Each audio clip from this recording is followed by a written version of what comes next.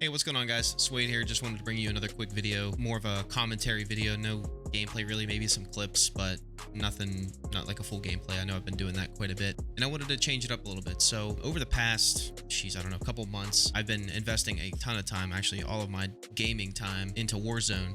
Specifically, I've grinded some Obsidian camos, but outside of that, it's been like 95% Warzone. And I kind of eat, sleep, and breathe it. I get super frustrated with it, as many of us probably do, but I go to bed and wake up wanting to play it more. So I don't know, maybe it's just an addiction. But anyway, I wanted to make a video about some tips and tricks that I've formulated myself. They're not groundbreaking. They're not like, oh my gosh, I've never heard of that. But I do play this game a lot. I watch a lot of other people that play this game. I'm constantly watching YouTube videos on different aspects of the game, not necessarily just the gameplay. And so I figured I'd put like a little quick list together on some things that stand out to me that may be beneficial to you. I just wanted to go through a quick list, and we'll kind of touch each one and go a little bit in depth with it. I don't want to make this like a 20-minute video. I just want to be short and sweet. Some of these videos get like super long.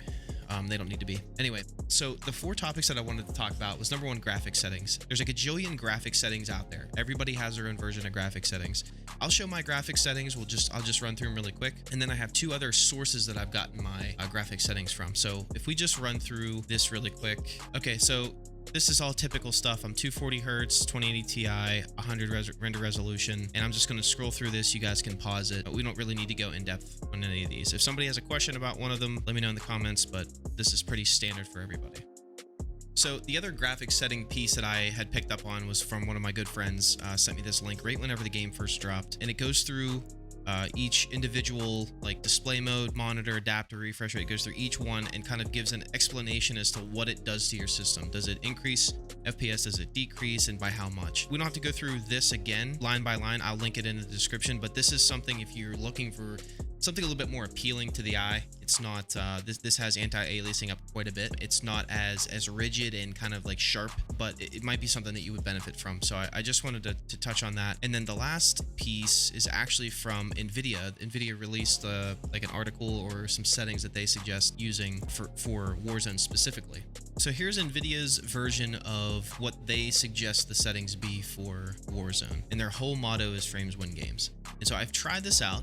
I must say that it does help with FPS, but there's a few things that I don't necessarily like about it. One of the things I do want to highlight right away is that it has render resolution at 90%. So your resolution in game or on your monitor is not 1920 by 1080 or whatever 100% is on your monitor. So to me, this obviously lowering the resolution is going to increase your frames. And the other thing that they suggest doing is going into your NVIDIA control panel and turning on sharpening. When I do that, it makes my game look absolutely terrible. Now, yes, my FPS is up there, but the game looks almost unviewable. If I was a viewer watching that, I'd be like, no way I'm gonna view this. It's one thing to have anti-aliasing and all those settings turned way down low where it already looks like crap in game. To decrease your resolution and then to add a sharpening piece through the NVIDIA control panel, it was just a little bit too much to me. So again, I'll leave the link in the description. You can go through this and try this out. But I guess the whole point when it comes to graphical settings is trying to find what you like.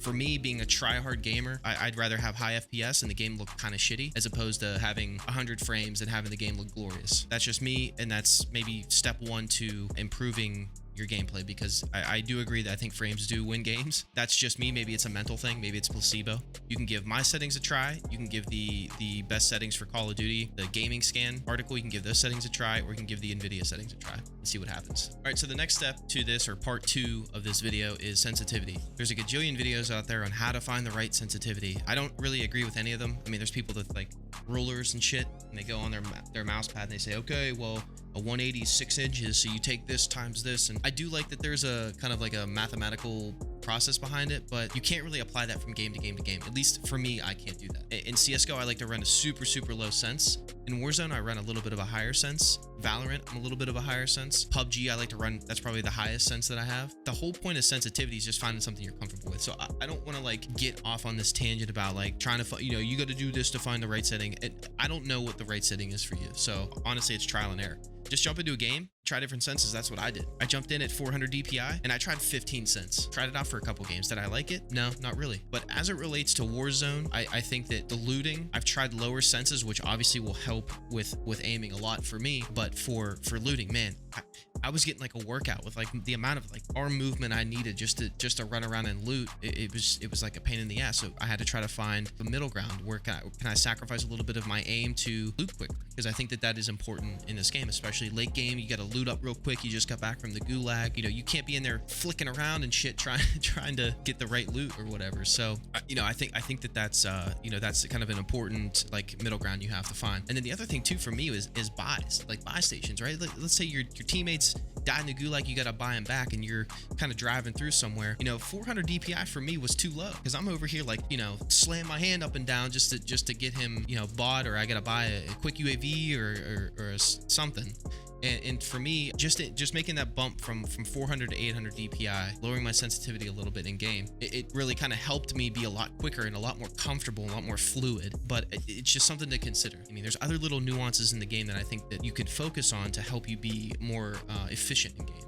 Okay, so the third part of this video is keybinds, or I call it the YY, as a lot of the controller players know what YY means. I've kind of been surprised. I've watched like pro streamers and gamers of Warzone, and even some friends that have played that have got caught in certain situations. I'm like, why didn't you just cancel your armor plates, or why didn't you just cancel the reload? And they're like, well, I don't have my keybind set up that way. And I go back and think about how many times I've been saved by just doing just a quick YY. If I'm armor plating and I YY, I can cancel the reload and then engage in the fight, as opposed to like trying to let the animation finish before I can get into the fight. So I don't use like 1 2 3 4 like keyboard and mouse players use. They'll use 1 2 3 for like their first 3 weapons. I never use that. If anything, I use my mouse key, or like my mouse buttons, and then a button on the keyboard. For Warzone, I have a next weapon set up as F. I don't have 1 or 2 bound to anything. I use this next weapon, or I use F for next weapon, and that's how I swap between my primary and my secondary. And so what I've noticed is I can do the YY to cancel an animation. So if I'm behind a wall and I'm plating up and I hear someone push me, if I just double tap FF, it's like I switch my weapon to and from, it cancels the animation, and then I can engage in the fight. It's the same thing with reloading. If you've gotten into a lot of fights recently, or at all, where you are, you know, kind of caught in that animation, whether it's reloading or plating or whatever, this may help you, may be something to consider. I don't know if you have another button on the keyboard that you would want to use, but again, just something to consider. It might help you be more efficient outside of the standard aiming and positioning that I see all these videos being made about. So the last piece of all of this, or part 4, if you will, is crosshair placement. When I think of crosshair placement, I certainly don't think of Warzone or Call of Duty for crosshair placement. You play Counter-Strike or Valorant, it's a different story. That's all you focus on is crosshair placement. That's like a big part of the game. And so I've kind of like tried to take that mentality, because I'm a big CSGO fan. I really like playing that game. I really like watching it. And I've tried to like use that type of mentality when I'm playing.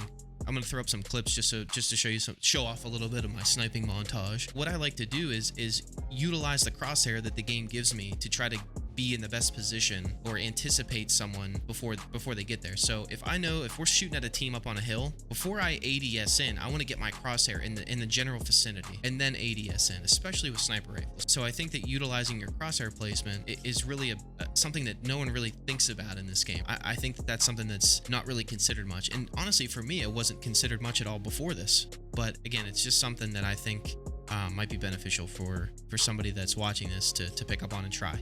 So anyway, those are the 4 little things that I came up with while I was taking a shower. I'd like to start doing more of these videos. I'm trying to invest a little bit more time into my YouTube channel, as opposed to just cutting up some gameplay of a game that I want and putting it up here and making a thumbnail. So I'm up for constructive criticism. If you think I'm rambling too much, just shut up and get to the point, or maybe focus on being a little bit more strategic about your points. Or maybe some folks just like when I ramble. I don't know. I couldn't imagine that. Anyway, I'm gonna leave it here. I hope you guys like it. I really am interested to hear on all 4 points what you guys think. Like, drop a comment in the comment section below. Let me know if the graphic settings worked, or you tried the crosshair thing, or the different sensitivities, or the YY. You know, let me know if you guys try that, if you like it, you don't like it. Also, give me some criticism on the video. Do you think this is this is a little too much? Like, take your time, bud. Like, take a chill pill. But anyway, like I said, if you guys did like this video, like, subscribe, comment, do all that cool shit, and I'll catch you guys in the next video.